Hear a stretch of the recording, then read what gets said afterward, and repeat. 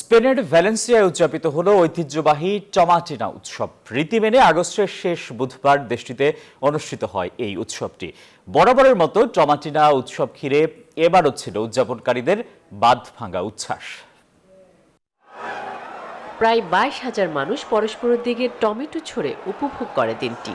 স্পেনের ভ্যালেন্সিয়ার কাছে বুনলেতে গ্রামে জমে উঠেছিল উৎসবের পুরো আমেজ। 120 টন পাকা টমেটোতে তারা ভেসে যায় আনন্দের জোয়ারে।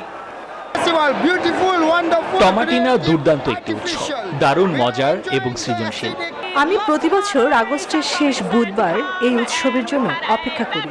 টমেটো ছোড়াছুড়ি করে একটি দুর্দান্ত সময় কাটাই। আমি সবাইকে আসতে উৎসাহিত করব।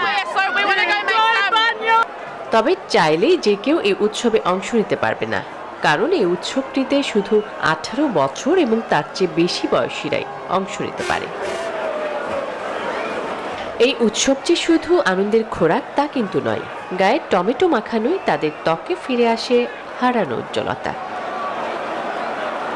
স্পেনের ভ্যালেন্সিয়ার বনুল গ্রামে 1945 সাল থেকে প্রতি বছর উদযাপিত হয়ে আসছে উৎসবটি। স্প্যানিশ ভাষায় এটিকে বলা হয় টমাটিনা।